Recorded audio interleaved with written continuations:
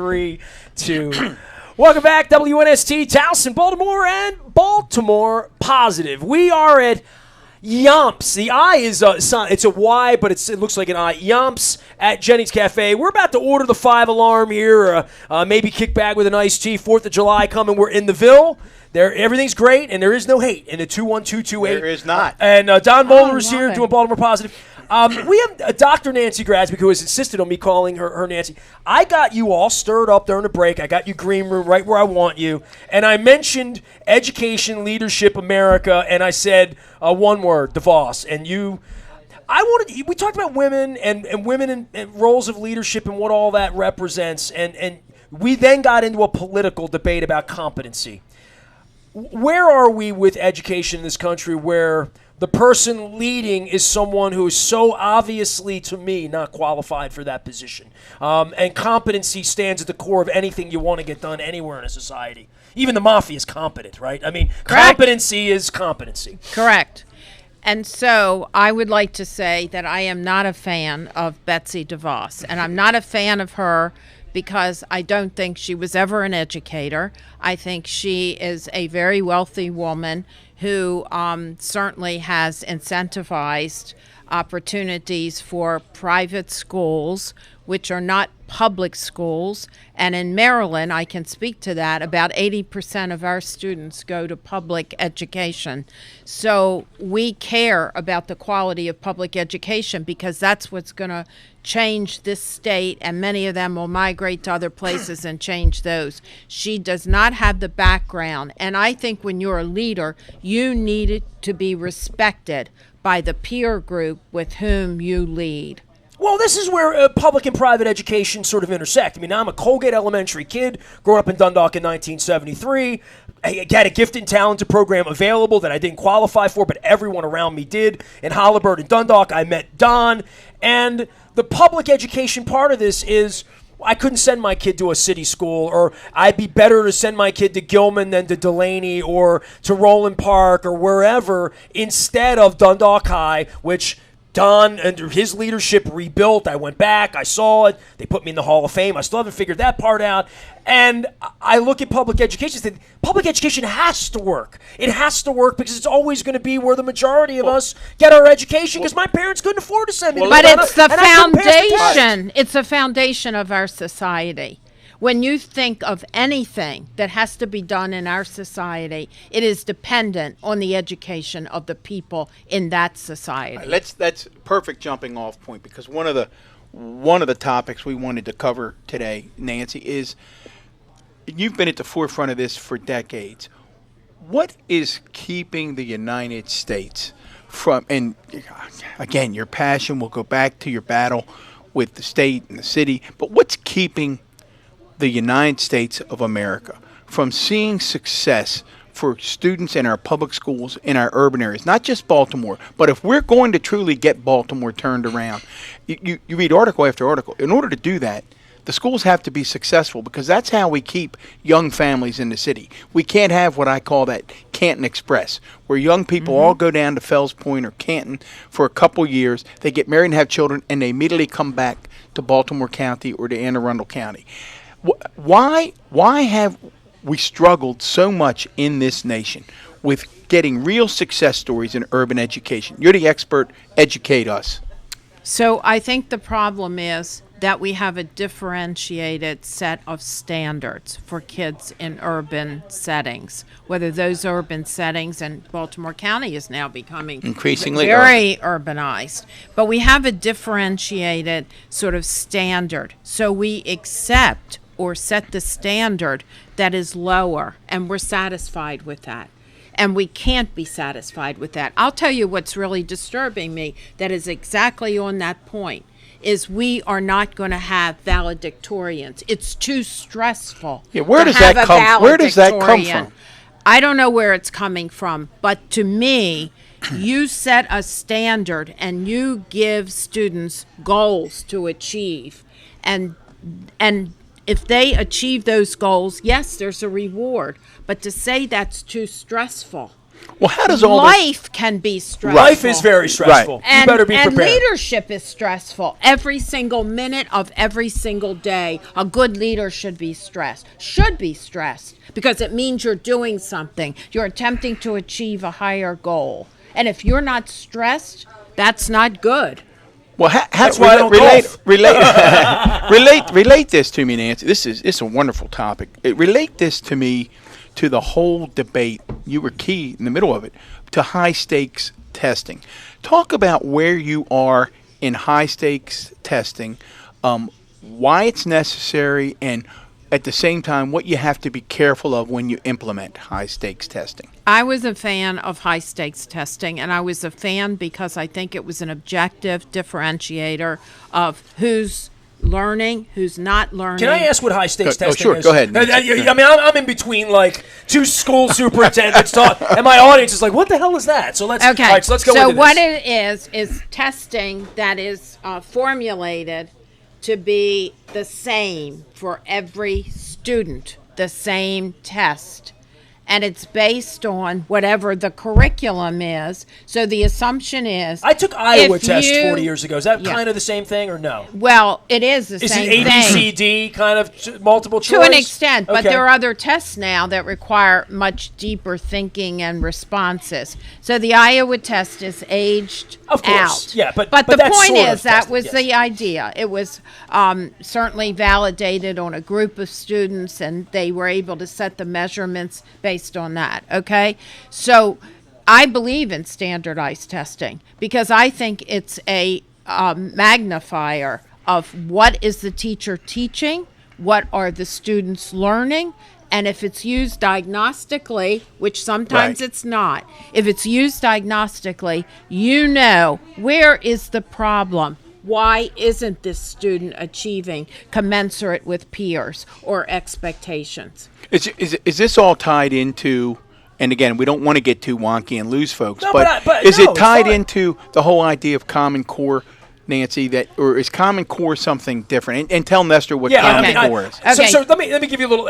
I'm 50. My kid's 34. My kid graduated in 2002. The last time I saw a piece of homework was literally last century, and before tablets existed. Now I see these kids on these things when they're 3 years old, Right.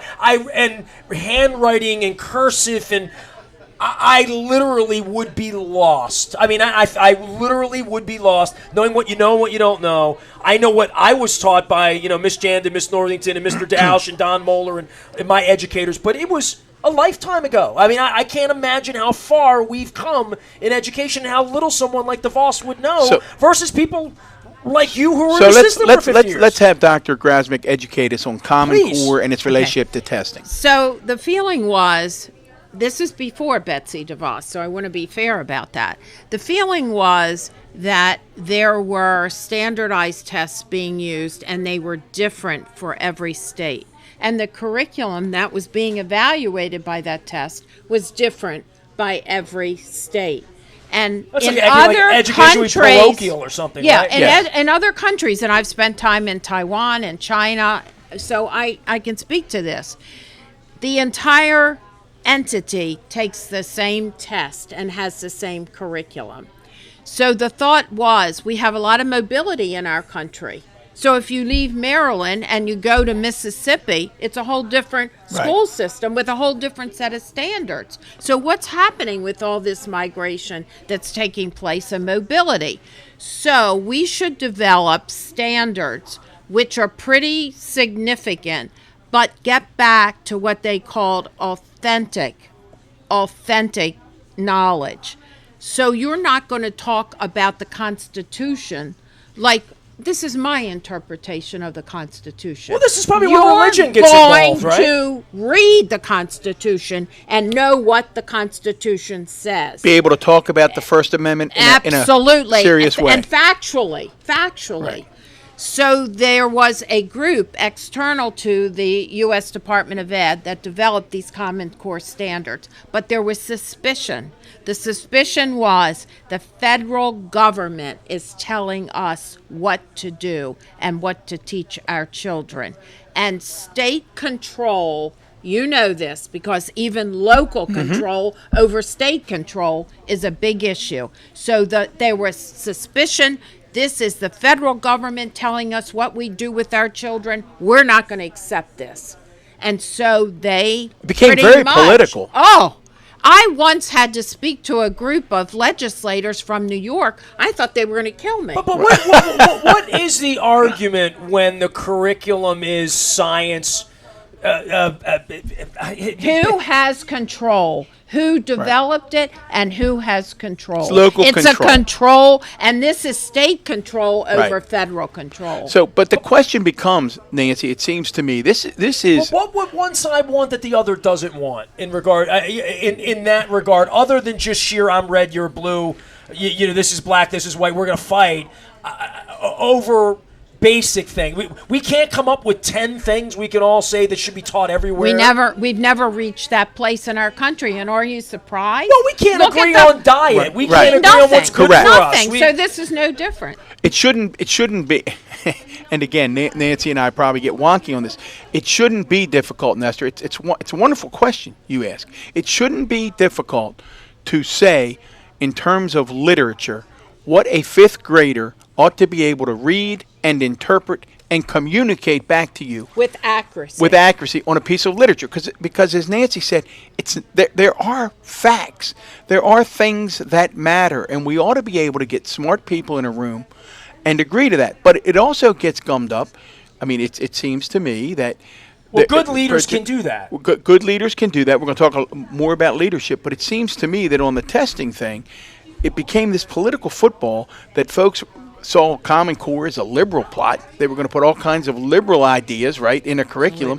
And you couldn't, even though the facts were on your side, you couldn't break through that wall that it was a liberal plot. But liberal, yes, but that local control piece is so And then where did the unions fall? I mean, I know you've had, over the, and we have great respect for the role that teachers unions play and TABCO and MSTA, but you were a member of that at one point. Absolutely. But we both have good friends that have run those organizations.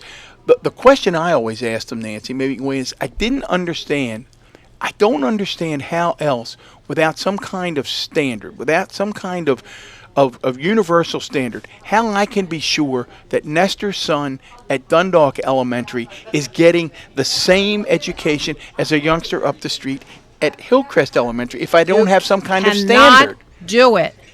And we know from state to state, which are the states, which will say, oh, we have 85% of our kids graduating. Graduating with what knowledge base is the subsequent question. Let me play God.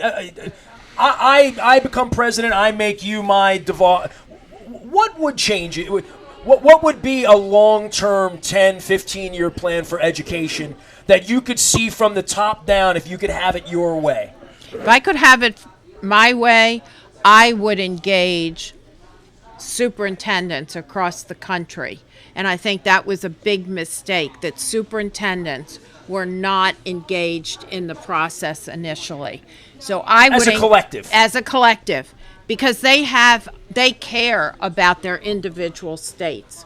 I would engage them. I would engage the unions. I would engage the key people in the educational process, and certainly teachers. That's why we were parents play a role in this. That's why we were so successful in Maryland, because when we developed our curriculum, because when I became superintendent, we had no state curriculum. We had no state standards.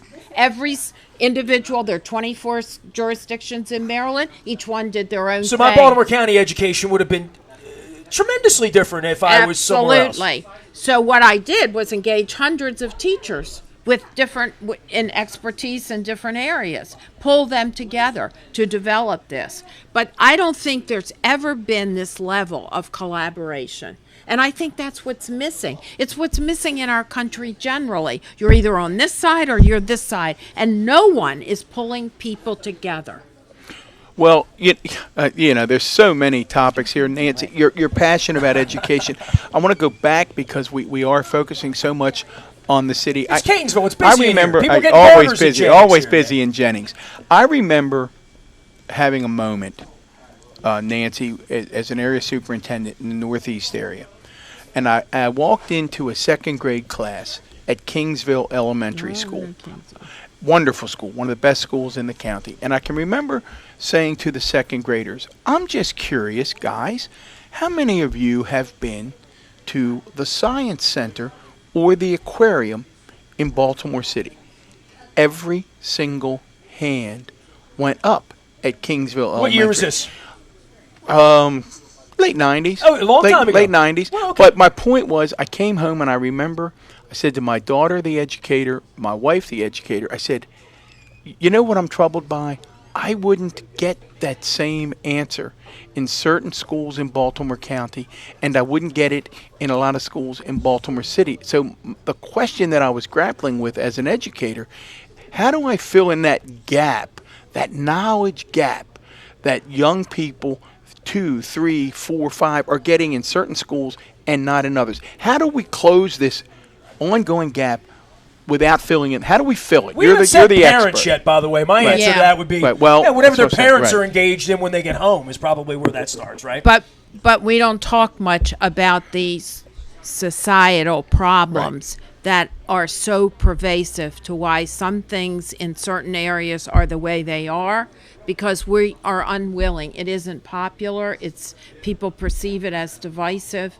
So we don't want to talk about those things. We talk about putting Band-Aids on, but we don't talk about fundamental things. Children who have come from drug-infested Correct. homes, children who are on the streets at 9 o'clock at night who are young, children who have no, as we would imagine, structured dinner time where they talk to an adult. Nothing. We don't want to talk about those subjects. But to get to what you're saying, Don, one of the things we started, and Renee Spence is here with me, who's just an outstanding educator, and where we really worked with the General Assembly for what we call state-aided institutions, the Science Center, the aquarium, zoo, all kinds of enrichment opportunities for children. And every single child in our school systems have access to those places because we can't depend on necessarily families, and we want to equalize. Even our funding in Maryland, and I don't know that most people understand that funding for education is inverse to wealth. And what I mean by that is, if I live in Baltimore City, 80% of my child's funding for education comes from the state of Maryland. Only about 20%, and I may be off by a few percentage. But if I live in Montgomery County, because it's a wealthy jurisdiction, the money I get as a superintendent is probably 35% from the state, and the rest comes from the jurisdiction, because we want to equalize opportunity. Now, I know it doesn't fully equalize it, but that's Maryland's attempt, and in a lot of places in this country, that doesn't happen. Well, talk about whether it's a national commitment, a state commitment, a local commitment. Again, over the years, you fought for early childhood. Talk about, in your perfect world, what early childhood education would look like. And Nestor, this is, again, for folks to listen, we're talking about education for children before they come to kindergarten. Pre-K. Yeah, 2, 3, 4, 5, 2, 3, 4-year-olds. I had to take my kid to a 2-day-a-week thing that I paid a bunch of money for in Dundalk because he was overqualified for the 4-year-old program. I remember they said, he's too smart. We only take the sort of remedial for it. This is in 1990, That's right. Whatever it was. Yeah. And I had to go and find a daycare for him. For not an education, a daycare center. So we come to you, next mayor comes to you and says, Nancy, we've got to get this thing turned around in Baltimore City. I want you to take on one more thing. You're on how many boards now? 14. 14 boards. So we're gonna give you one more You're still assignment. young, don't worry. We're gonna ask you to do one more thing. We're gonna ask you to restructure early childhood in Baltimore City, because we want every child that comes to kindergarten to be ready to learn. Head What do you Start. do? What do you do? Oh, well, I would insist that we begin as early as a baby, literally a baby. And one thing, educators are responsible for educating the brain, but we don't teach educators about brain development. Well, That I is saw not- one teacher in here that came to your institute in Taos and said, I went there and I realized I didn't know how to teach at all. Exactly. They do not understand brain development. 60% of a child's brain is developed by the time they're 6 years old. We have missed that opportunity if we do not provide a learning and enrichment environment for children, and depending upon their circumstances with their families, etc., as early as babies.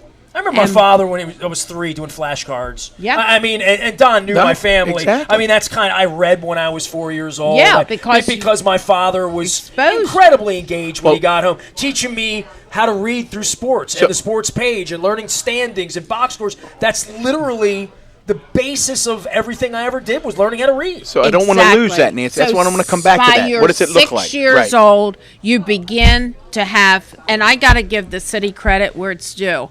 They take every 4-year-old for a full day program, because in most jurisdictions a 4-year-old pre-K program is a half a day. It's not a full day. And in the city they do a full day. Then there's early Head Start, which takes younger children, but it doesn't have the same standards, frankly, as the pre-K program.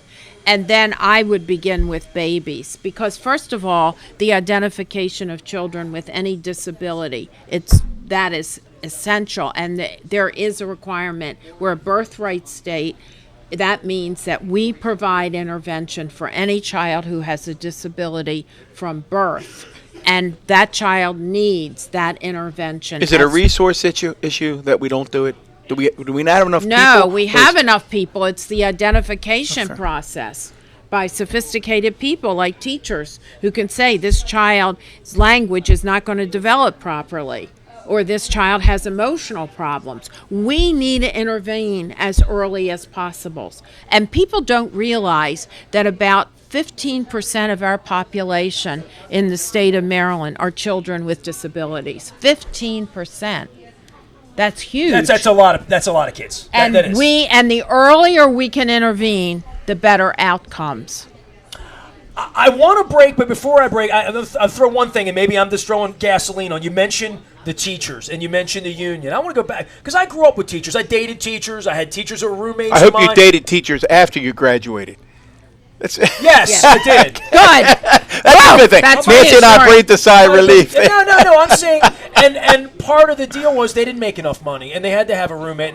And the thought of both of you beginning as social studies teachers or an English teacher, and Special educator. or have a whole life in that, right? Like that, you would be a 35-year English teacher. What kind of life you would have, how much money you would make, what you could have in the bank, what you could save up for your life as a vocation, and fighting with unions. And I saw everything that went on in Wisconsin and other places. And I've just known so many teachers. If I were president of the United States, the first thing I'd say is every teacher gets a 10th. We need to raise the stand. We need more awesome people to want to be teachers and not do what you two did, which was move up the poll, but literally awesome people like you still at Dundalk High and Colgate Elementary. Because we're not getting our best teachers to teach. We're not getting our best leaders to lead. But the teaching piece of this, we need people to want to be teachers. And I want to end with the punchline before your break. Teaching makes every other profession possible. There you go. Can't beat that. Right here, Jennings in Catonsville. I up the wanted street. more on that than that, but We'll come back. Listen, We'll come back, but that's the punchline. let's pick up on that. okay. That is the- elevates teaching to everything. All right, here's what I'll do. I'll begin, because you didn't even know that I met Don on my first day of high school in August of 1982, trying to transfer into a journalism class. So we'll leave it at that. Don Moeller, myself, we have Nancy Grasmick, your doctor. I'm sorry. Dr. Nancy Grasmick. Well, he keeps having me call politicians by their names and all that.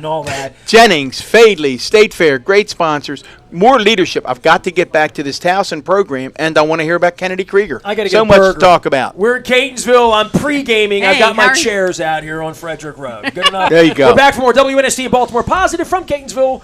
Life is great in the 21228.